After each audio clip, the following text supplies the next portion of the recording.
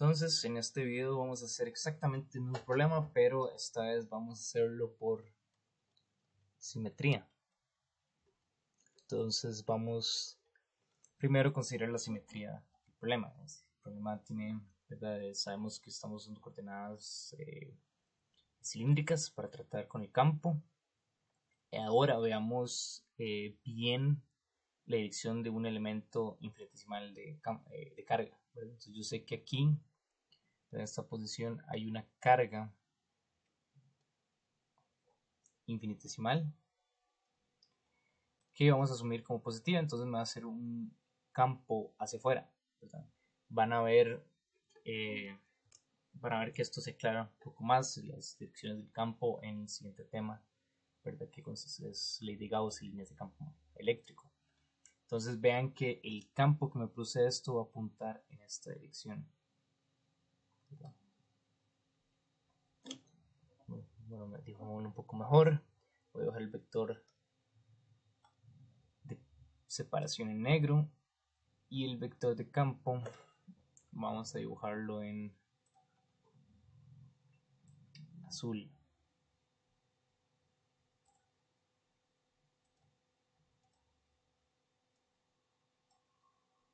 Entonces sabemos que están alineados, ¿verdad? El campo va en la misma dirección que el vector de separación. Son totalmente paralelos, pues algo así.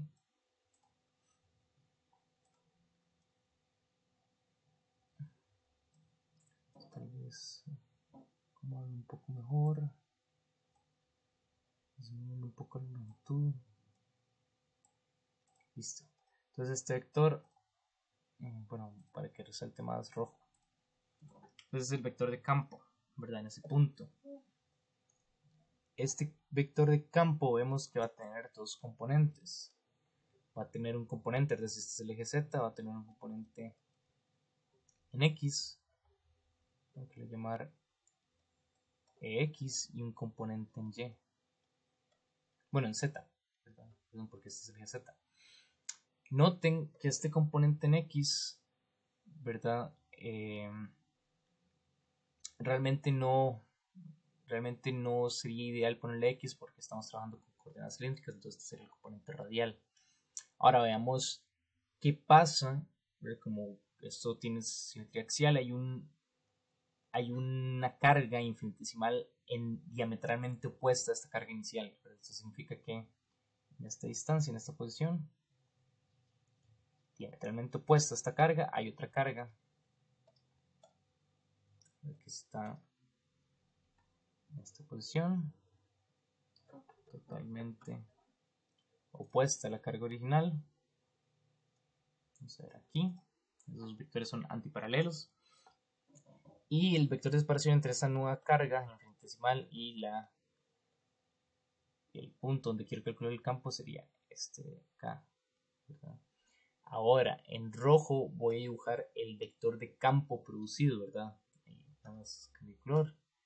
El vector de campo producido va a estar orientado en la misma dirección que este vector de separación. Entonces va a ir en este sentido. Vamos a ir lo acomodo un poco para que vean que básicamente son el mismo componente, ¿verdad? Son el mismo campo eléctrico pero apuntando en otra dirección, pero la magnitud es la misma. Es el mismo campo, voy a poner igual un rojo. Entonces vean que es el mismo vector de campo en principio. Bueno, es la misma magnitud del vector de campo. ¿Por qué? Tienen la misma separación, ¿verdad? Es la misma carga, es la misma magnitud de carga, es una carga infinitesimal, ¿verdad? Asociada. Entonces nada más estoy cambiando el componente de este campo. ¿Sí? Entonces ese vector voy a dejar los componentes en verde. Vean que también este vector va a tener un componente en Z y un componente en X, ¿verdad?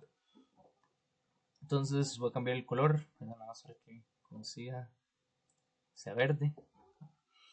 Entonces estos dos campos, noten que los componentes en X se van a cancelar, porque como yo había dicho, ¿verdad? El campo es el mismo, las distancias de separación son el mismo, entonces el ángulo entre ellos es el mismo. Entonces los componentes son iguales en magnitud, pero opuestos, ¿verdad? Entonces este componente EX se cancela con este componente EX del otro campo de la primera carga infinitesimal, y los componentes EZ se suman, van al mismo lado. Entonces yo al final me doy cuenta, ¿verdad? Si yo recorto el círculo para cada punto, acá va a haber un punto diametralmente opuesto en donde esos componentes, ¿verdad? Que como dije antes, no son exactamente el componente en X. Vea que de hecho, ¿verdad? Si dibujamos el componente en X acá, debería ser toda esta línea, ¿verdad? Entonces ven que aquí no está exactamente en esa línea, está rotado. Entonces es el componente radial, ¿verdad? Entonces por simetría, el componente radial de los campos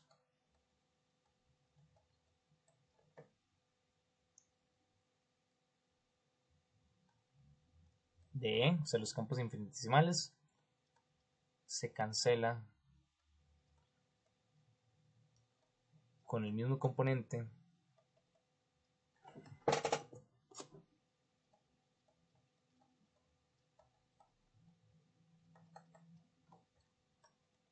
de un dq diametralmente opuesta.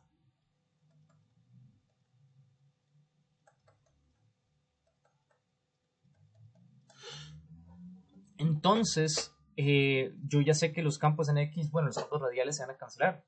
Entonces no me preocupo ni siquiera por los campos radiales, yo solo quiero conseguir el campo en Z, el componente en Z del campo, y yo sé que el campo total, ¿verdad? El campo total E, entonces va a estar dado por el componente en Z, y que eso va a ser el único componente del vector, o sea, solo todo va a estar alineado en el eje Z positivo.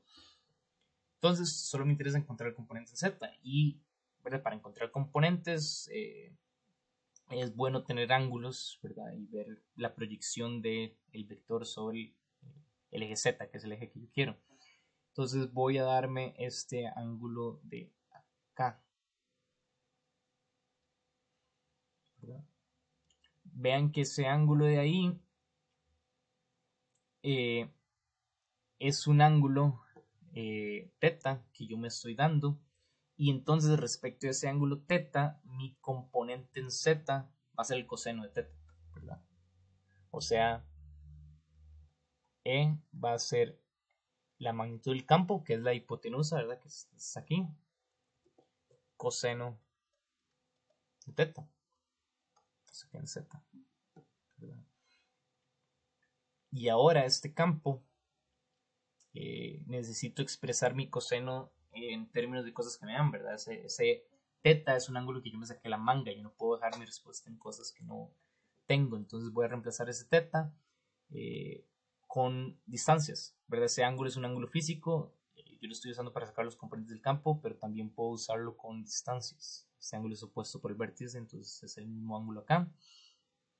Entonces coseno de teta acá, veamos que es adyacente, que es la medida z, entre hipotenusa. La hipotenusa no corresponde a eso, que es el vector de separación r. Entonces, coseno de teta es z entre r cursiva, que r cursiva corresponde, ¿verdad?, a la magnitud de vector de separación, o sea, z a la 2 más r a la 2. Y la magnitud del campo es de Q por la constante eléctrica entre la distancia de separación a la 2, o sea, z a la 2 más r a la 2. Y ya con esas dos cosas que tengo por acá, puedo evaluar campo eléctrico. Recuerden que es un campo infinitesimal realmente, ¿verdad? Entonces, ver aquí realmente deberíamos estar hablando del campo infinitesimal, ¿verdad? Porque tiene una magnitud infinitesimal, porque tiene un valor de carga infinitesimal, ¿verdad? Solo es el campo provocado solo por este componente acá. De hecho, aquí también tuve que haber puesto el símbolo que es campo infinitesimal. componentes infinitesimales del campo. Entonces, siguiendo con esa idea, que KE es Z de Q, todo eso entre Z a la 2 más R a la 2, todo eso a la 3 medios, ¿verdad? Porque ya multipliqué esta raíz con esto, ¿verdad? Que tiene la misma base, diferente exponente, uno es un medio, otro es uno. Y ya me queda el campo infinitesimal que estaba provocando la partícula de Q, pero yo quiero el campo total, entonces sumo la contribución de cada partícula de Q, o sea, integro sobre toda la región, y de Q, ¿verdad? Tiene una densidad uniforme, así que yo puedo hacer siempre la sustitución que de Q es lambda por ds, en este caso ds es una longitud de arco, o sea, lambda r por de teta. Bueno, no, de teta no, de phi, que es la coordenada, ¿verdad? Que tomé como el ángulo azimutal, ¿verdad? Entonces esto implica que el campo, quiero calcular la integral de KE z lambda r de phi, todo eso entre z a la 2 más r a la 2 a la 3 medios.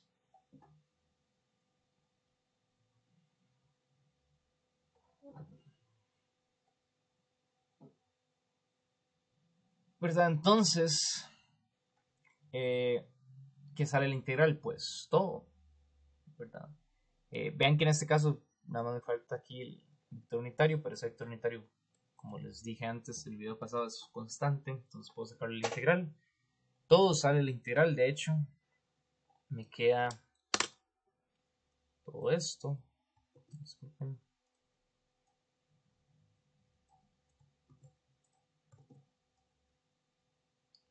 Todo esto va a seguir siendo igual al campo, ¿verdad?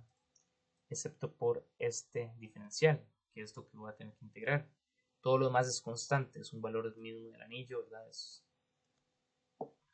Todo es constante, hasta donde vemos. Y me queda solo la integral de phi, que esto va desde 0 a 2 pi, que es, ¿verdad? Todo el ángulo que recorre el anillo, 360 grados. Entonces al final me queda 2 pi por kn, que el campo K es 1 entre 4 pi epsilon 0, o sea, me queda 2 pi se cancela con ese 4 pi que sale abajo, bueno, con 2 pi de ese 4 pi que sale abajo, entonces abajo me queda 2 epsilon 0, z a la 2 más r a la 2 a la 3 medios, todo eso entre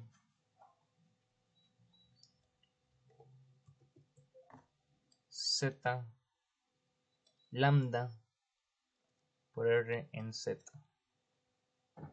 Correcto. Entonces vean que esta es la misma expresión del campo que encontramos antes, pero eso no depende del eje z. Lo único que hicimos diferente fue decir, ok, yo ya veo por simetría que esas integrales, ¿verdad? Que antes me salían con seno y seno, ¿verdad? El componente radial se van a cancelar, entonces puedo quitarme eso encima desde el principio para no tener que calcular paso por paso los vectores de expansión y calcular solo un componente del campo, que es el único componente que sobrevive. Entonces esta es la idea de hacerlo por simetría. Y pueden continuar con el siguiente video en el que vamos a tratar un campo ya de como una distribución de carga en 2 dimensiones. Entonces, muchas gracias y nos vemos.